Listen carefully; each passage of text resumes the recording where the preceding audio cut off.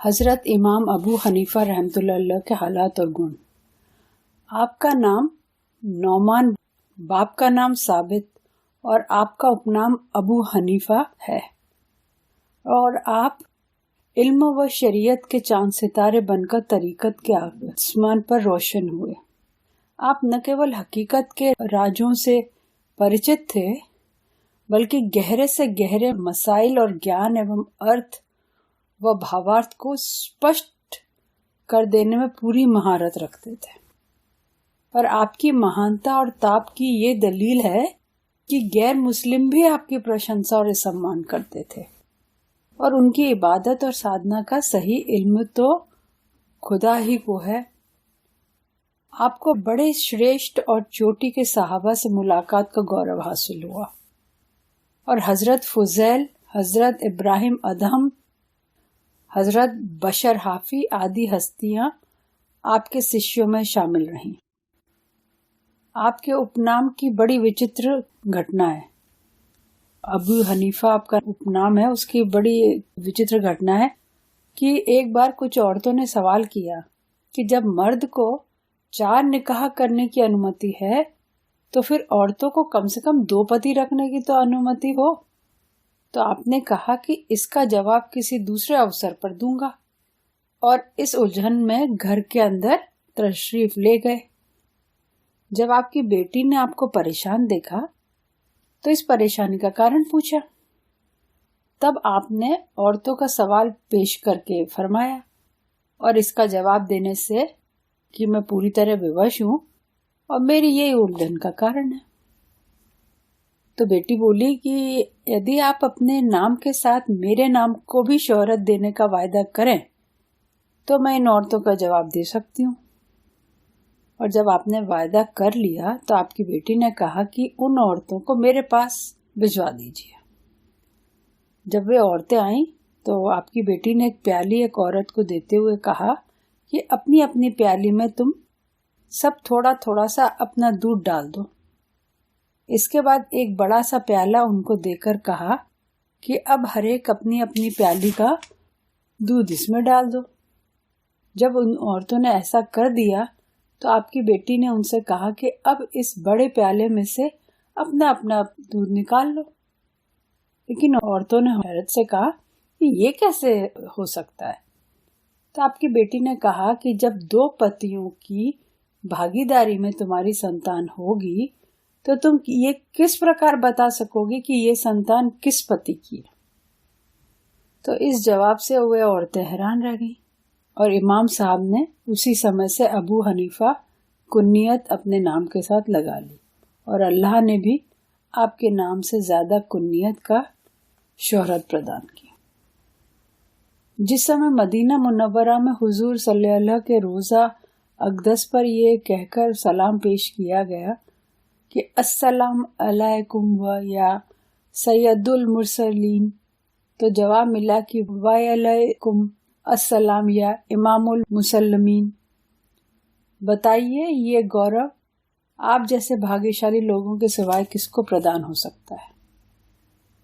جب آپ دنیا سے کٹ کر عبادت اور سادھنا میں ویست ہو گئے تو ایک رات سپنے میں دیکھا کہ حضور اکرم صلی اللہ علیہ وسلم کی ہڈیوں کو مزار پاک سے نکال کر الگ الگ کر رہا ہوں، اور جب آتنکت ہو کر آپ سپنے سے جاگے تو امام سیرین رحمۃ اللہ علیہ سے سپنے کی تعبیر معلوم کی، تو انہوں نے کہا کہ بہت مبارک ہے سپنا، اور آپ کو سنت نبوی کے پرکھنے میں وہ درجہ پردان کیا جائے گا کہ صحیح حدیثوں کو موضوع حدیثوں سے الگ کرنے کی پہچان ہو جائے گی۔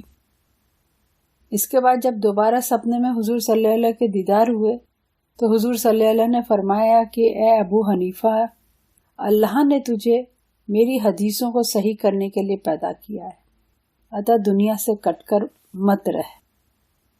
آپ بہت ہی ساودھان قسم کے لوگوں میں سے تھے، اتا ایک بار سمے کے شاشک نے سمست علماء سے ایک اقرار نامہ لکھوا کر اس سمے کے قاضی امام شعبی کے پاس ہستاکشر کے لیے بھجوایا، اس لیے کہ آپ ادھک بوڑھے اور کمزور ہونے کے کارن علماء کی مجلس میں نہ آ سکے تھے، اتا آپ نے اپنی मुहर लगाकर हस्ताक्षर कर दिए। लेकिन जब यह इकरार नामा हजरत इमाम अबू हनीफा की सेवा में पहुंचा तो फरमाया कि अमीरुल मोमिनीन स्वयं यहाँ मौजूद नहीं है, अतः या तो अपनी जबान से हुक्म दें या मैं स्वयं वहाँ चलूं और उसी समय हस्ताक्षर कर सकता हूँ। जब खलीफा के पास ये संदेश पहुंचा तो उसने इमाम शोबी से मालूम कराया कि क्या गवाही के लिए दीदार भी शर्त है। उन्होंने फरमाया कि निश्चय ही दीदार शर्त है। खलीफा ने पूछा कि फिर आपने बिना मुझे देखे हुए हस्ताक्षर कैसे कर दिए? तो उन्होंने कहा कि चूंकि मुझे पूर्ण विश्वास था कि आप ही का हुक्म है इसलिए हस्ताक्षर कर दिए। खलीफा ने कहा कि न्याय के पद पर पदासीन होकर आपने शरीयत के विरुद्ध काम किया, इसलिए मैं चाहता हूं कि इस पद पर किसी दूसरे की नियुक्ति कर दूं। अतः खलीफा के सलाहकारों ने इमाम अबू हनीफा, हजरत सुफियान सूरी, हजरत शुरैह और हजरत मशर के नाम काजी के पद के लिए पेश किए। और जब बुलावे पर चारों लोग दरबार की ओर चले तो इमाम अबू हनीफा ने फरमाया कि मैं किसी बहाने से ये पद स्वीकार नहीं करूंगा, और सूफियान तुम भाग जाओ और मशर तुम पागल बन जाओ। इस तरह से शुरैह को इस पद के लिए चुन लिया जाएगा। अतः हजरत सूफियान तो रास्ते ही से भाग गए, और जब ये तीनों दरबार में दाखिल हुए तो खलीफा ने इमाम अबू हनीफा को काजी का पद स्वीकार करने का आदेश दिया, लेकिन आपने ये कहकर इनकार कर दिया कि मैं अरबी नस्ल से नहीं हूँ, इसलिए अरब सरदार मेरे फतवों की अप्रमाणिक मानेंगे। लेकिन उस समय जाफर भी दरबार में मौजूद थे। उन्होंने कहा कि काजी के लिए नसब की जरूरत नहीं बल्कि इल्म की जरूरत है। आपने फरमाया कि यह सही है, लेकिन मैं अपने अंदर इस महान पद की योग्यता नहीं पाता। खलीफा ने कहा कि आप झूठे हैं। तो आपने फरमाया कि यदि मैं झूठा हूँ तो फिर एक झूठे को यह पद नहीं दिया जा सकता, और यदि मेरी बात सही है तो जिसमें काजी होने की योग्यता न हो वो खलीफा का नायब या काजी कैसे हो सकता है। इसके बाद खलीफा ने हजरत मशर को ये पद स्वीकार करने को कहा, लेकिन वे पागल बन गए थे। दौड़कर खलीफा का हाथ पकड़ा और उसके बीवी बच्चों का हालचाल मालूम करने लगे। अतः खलीफा ने दीवाना कहकर उनको भी छोड़ दिया। लेकिन हजरत शुरैह से आग्रह किया गया तो उन्होंने यह पद स्वीकार कर लिया। लेकिन इमाम अबू हनीफा ने सारी उम्र उनसे मुलाकात न की, ताकि राज नहीं खुल जाए। कुछ बच्चे गेंद खेल रहे थे और गेंद अचानक इमाम अबू हनीफा की मजलिस में आप ही के सामने आ गिरी। बच्चों में से भय के कारण किसी में साहस नहीं हुआ कि आपके सामने से गेंद उठा लें, लेकिन एक लड़के ने भागकर आपके सामने से जब गेंद उठाई तो आपने फरमाया कि यह लड़का हरामी है क्योंकि इसमें लाज का मादा नहीं है, और जब पता लगाया तो वास्तव में वो लड़का वैसा ही था। एक व्यक्ति आपका कर्जदार था और उसी के इलाके में किसी की मौत हो गई और धूप फैली हुई थी और मौसम भी सख्त गर्म था, लेकिन आपके कर्जदार की दीवार के पास कुछ छाया थी। अतः जब लोगों ने कहा कि आप यहाँ आ जाएं, तो आपने फरमाया कि इस दीवार का मालिक मेरा कर्जदार है, इसलिए उसके मकान की छाया से लाभ उठाना मेरे लिए जायज नहीं, क्योंकि हदीस में है कि कर्ज की वजह से जो लाभ भी हासिल हो वो सूद है। किसी मजूसी ने आपको गिरफ्तार कर लिया और उन्हीं में से किसी जालिम और बर्बर मजूसी ने आपसे कहा कि मेरा कलम बना दीजिए। आपने कहा कि मैं कदापि नहीं बना सकता, और जब उसने कलम न बनाने का कारण पूछा तो आपने फरमाया कि अल्लाह का यह इरशाद है कि हशर में फरिश्तों से कहा जाएगा कि जालिमों को उनके सहयोगियों के साथ उठाओ, अतः मैं एक जालिम का सहयोगी नहीं बन सकता। इनके नाम से हनफी मकतब शुरू हुआ, हनफी संप्रदाय शुरू हुआ। आपकी इबादत, आप 300 नफीले हर रात पढ़ा करते थे, और एक दिन रास्ते में किसी औरत ने दूसरी औरत को इशारे से बताया कि यह व्यक्ति रात में 500 नफले पढ़ता है, और आपने उनकी बातें सुन ली। इसी रात से वो 500 पढ़ने शुरू कर दी। फिर एक दिन रास्ते में किसी ने कहा कि ये 1000 पढ़ते हैं, تو انہیں اسی رات سے 1000 پڑھنی شروع کر دی۔ پھر آپ کے کسی شیشیہ نے کہا کہ لوگ ہی سمجھتے ہیں کہ آپ ساری رات جاگتے ہیں۔ آپ نے فرمایا کہ آج سے ساری رات جاگا کروں گا۔ اور جب شیشیہ نے کارن پوچھا تو فرمایا کہ اللہ کا یہ ارشاد ہے کہ کچھ بندے اپنی پرشنسا کو پسند کرتے ہیں جو ان میں نہیں ہے، اور میں ایسے گروہ میں شامل نہیں ہونا چاہتا۔ اس دن سے آپ نے پورے 20 سال تک عشاء کی وجوہ سے صبح کی نماز پڑھی، اور لمبے سجدوں کے کارن آپ کے گھٹنوں میں اونٹ کے گھٹنوں جیسے نشان پڑ گئے۔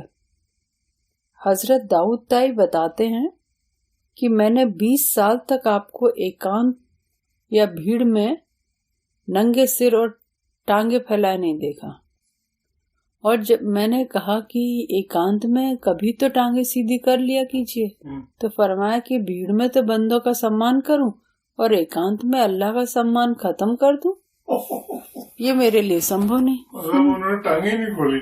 ہاں، اب ان کے اشارات۔ ایک رئیس حضرت عثمان غنی کے ساتھ دلی بیر رکھتا تھا، اور اللہ اپنی پناہ میں رکھے ان کو یہودی کہا کرتا تھا۔ اتیب ایک بار آپ نے اس سے فرمایا کہ میں ایک یہودی کے ساتھ تیری لڑکی کی شادی کرنا چاہتا ہوں، تو اس نے کرودھ سے کہا کہ آپ امیر المومنین ہو کر ایسی باتیں کرتے ہیں، میں تو ایسی شادی کو کداپی حرام سمجھتا ہوں۔ تو آپ نے فرمایا کہ تیرے حرام سمجھنے سے کیا انتر پڑتا ہے، جبکہ حضور صلی اللہ علیہ وسلم نے اپنی بیٹیاں ایک یہودی کے نکاح میں دے دی۔ وہ آپ کا اشارہ سمجھ گیا اور توبہ کر کے اپنے برے وچاروں سے باز آ گیا۔ ایک بار آپ حمام میں پہنچے، وہاں ایک ننگا ویکتی آ گیا، اور کچھ لوگوں نے تو اس کو اوگیاکاری اور کچھ نے ادھرمی سمجھا۔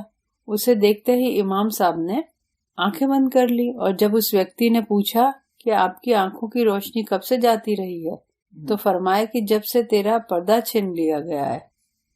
پھر آپ نے فرمایا کہ جب کوئی قدریہ مسلک والے سے بحث کرتا ہے تو 2 باتیں ہوتی ہے، یا تو کافر ہو جاتا ہے یا دھرم سے ومکھ۔ پھر فرمایا کہ میں کنجوس کی گواہی قبول نہیں کرتا، کہ اس کی کنجوسی ہمیشہ اپنے حق سے ادھک کی طالب رہتی ہے۔ کچھ لوگ مسجد کے نرمان کے سلسلے میں برکت کے خیال سے امام صاحب سے بھی چندہ لینے پہنچ گئے۔ یہ بات آپ کو بہت بری لگی، اور ان کے آگرہ پر آپ نے نہ چاہتے ہوئے بھی 1 درہم دے دیا۔ اور جب آپ کے شیشیہ نے سوال کیا کہ آپ تو بہت ادھک دان ویرتا سے کام لیتے ہیں، تو پھر آپ نے 1 ہی درہم کیوں دیا؟ 1 درہم بھی آپ کے لیے کیوں بوجھ ہو گیا؟ تو آپ نے فرمایا کہ حلال کمائی مٹی اور پانی میں نہیں ملتی، اس لیے 1 درہم کی وجہ سے مجھے اپنے مال میں کچھ سندے ہو گیا۔ لیکن کچھ دنوں کے بعد لوگوں نے درہم واپس کرتے ہوئے کہا کہ یہ کھوٹا ہے، آپ درہم لے کر خوش ہو گئے۔ یہ فقیروں کی باتیں، یہ سینسٹیو ہوتے ہیں، ان کو کوئی چیز کبھی اچھی بھی لگتی ہے، کبھی کوئی چیز سے وہ ومکھ بھی ہو جاتا ہے۔ ایک بار بازار جا رہے تھے کہ دھول مٹی کے کچھ کण آپ کے کپڑوں پہ لگ گئے، تو آپ نے دریا پر جا کر کپڑوں کو اچھی طرح دھو کر پاک کیا، اور جب لوگوں نے پوچھا کہ آپ کے نکٹ تو اتنی ناپاکی ناجائز ہے، پھر آپ نے کپڑے کیوں پاک کیا؟ تو فرمایا کہ وہ فتویٰ ہے اور یہ تقویٰ۔ مطلب وہ تو آدیش ہے حضرت صاحب کا، اور یہ جو ہے پوترتا ہے۔ بتایا جاتا ہے کہ جب حضرت داؤد تائی کو لوگوں نے اپنا رہنما مان لیا تو امام صاحب نے پوچھا کہ اب مجھے کیا کرنا چاہیے؟ تو انہوں نے فرمایا کہ تم اپنے گیان پر عمل کرو، کیونکہ اس علم بنا عمل ایسا ہے جیسے شریر بنا آتما۔ تعبیر کا گیان۔ خلیفہ نے ملکول موت کو سپنے میں دیکھا اور پوچھا کہ اب میری زندگی کتنی رہ گئی ہے؟ تو حضرت اسرائیل نے 5 انگلیاں اٹھائیں، اور جب تمام لوگ اس سپنے کی تعبیر بتانے میں ووش ہو گئے تو خلیفہ امام صاحب سے تعبیر پوچھی۔ آپ نے فرمایا کہ 5 انگلیوں سے ان 5 انگلیوں کی اور اشارہ کرتا ہے جن کا گیان اللہ کے سوا کسی کو نہیں۔ ایک یہ کہ قیامت کب آئے گی، دوسرا یہ کہ بارش کب ہوگی، तीसरे ये कि गर्भवती के पेट में क्या है, चौथे ये कि कल मनुष्य क्या करेगा, और पांचवें ये कि मौत कब आएगी। शेख अबू अली बिन उस्मान बयान करते हैं कि मैं एक बार हजरत बिलाल की कब्र के निकट सोया हुआ था, तो मैंने सपना देखा कि मैं मक्का में हूँ और हुजूर अकरम सल्लल्लाहु अलैहि वसल्लम बाप बनी शीबा से एक वृद्ध व्यक्ति को गोद में लिए हुए तशरीफ लाए और मुझे चकित देखकर फरमाया कि ये मुसलमानों का इमाम और तुम्हारे देश का नागरिक अबू हनीफा है। अच्छा। आपका स्थान नौफिल बिन हिबान बयान करते हैं कि इमाम साहब के देहांत के बाद मैंने सपने में देखा कि क़यामत कायम है और लोग हिसाब में व्यस्त हैं और हौज़े कौसर पर हुजूर अकरम सल्लल्लाहु अलैहि वसल्लम मौजूद हैं और आपको चारों ओर बहुत से बुजुर्ग खड़े हैं और इमाम अबू हनीफा लोगों से कह रहे हैं कि मैं हुजूर सल्लल्लाहु अलैहि वसल्लम की अनुमति के बिना किसी को पानी नहीं दे सकता। फिर हुजूर सल्लल्लाहु अलैहि वसल्लम ने फरमाया कि इसको पानी दे दो। अतः इमाम साहब ने मुझे एक गिलास पानी दे दिया और जी भर कर पीने के बावजूद भी पानी में तनिक सी भी कमी नहीं आई।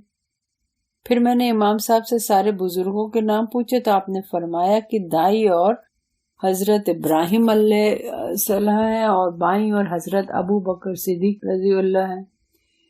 इस तरह आपने 17 बुजुर्गों के नाम बताए जिसको मैं उंगलियों के पोरों पर गिनता रहा और जागने के बाद उंगलियों के 17 पोरे बंधे हुए थे। हजरत याया मुआम रजी ने हुजूर अकरम सल्लल्लाहु अलैहि वसल्लम से सपने में पूछा कि मैं आपको किस तरह जगह तलाश करूं, तो उन्हें फरमाया कि अबू हनीफा के पास। ये तो बड़े कमाल के थे भाई। चूंकि इमाम साहब के गुणों को विस्तार से बयान करना अत्यधिक मुश्किल है, इसलिए यहाँ सार में दे दिया गया है।